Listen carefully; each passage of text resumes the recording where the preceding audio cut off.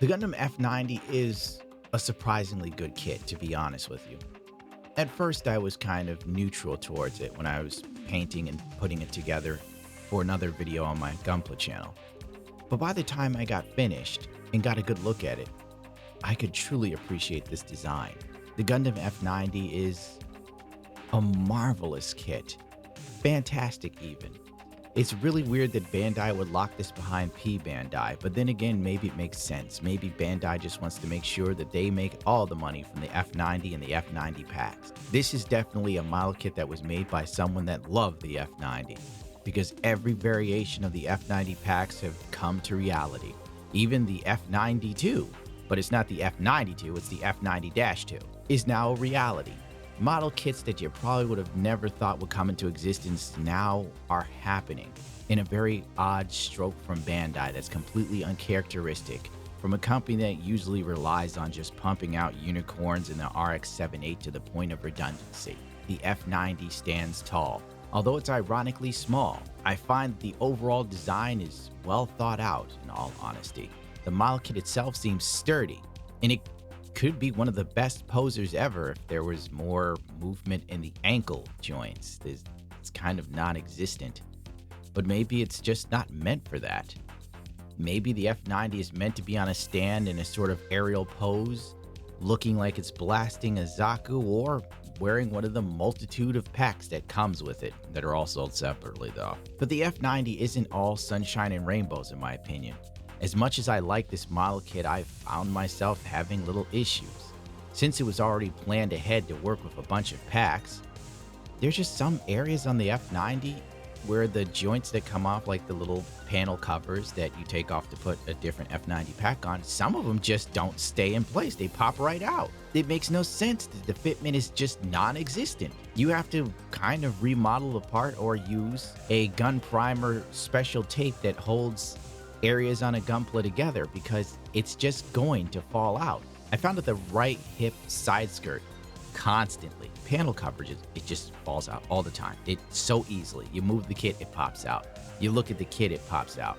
You walk in the room, it falls out. Another area where this is a huge issue is the backpack. The backpack cover where you can take it off and connect the shield to it, cool gimmick, that also does not hold well at all. It's stupidly bad. It just is mind-blowing really that a Bandai kit would have this sort of issue.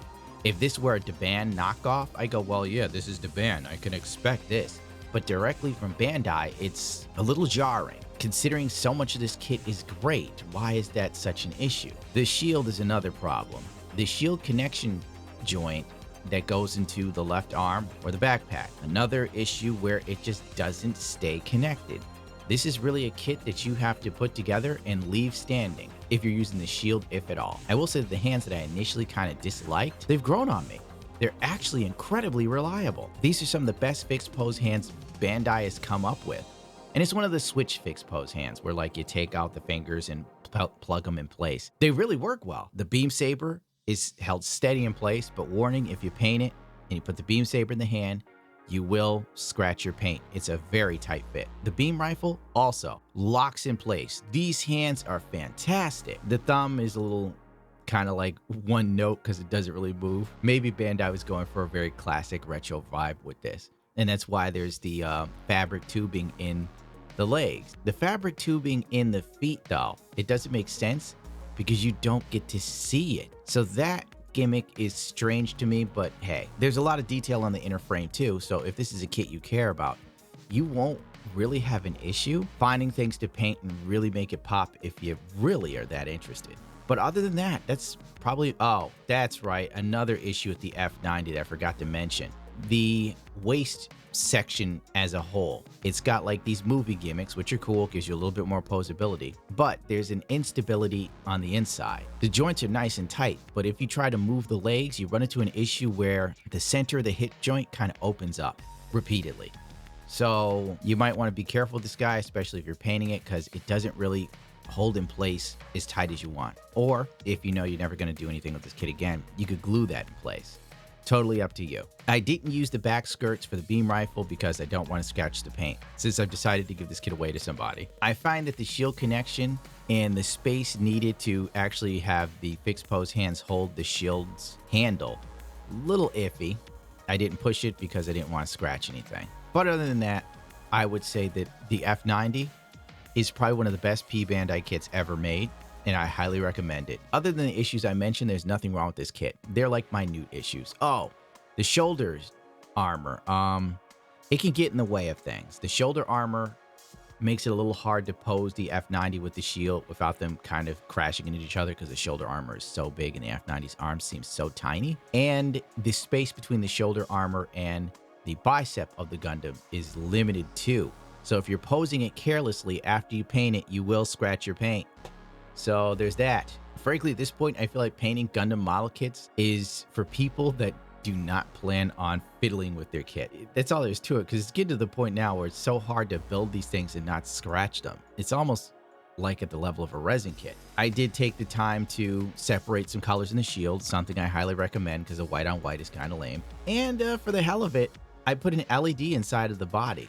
There's actually enough room to where you could just place an LED in there without having to glue anything down or do any heavy modifications.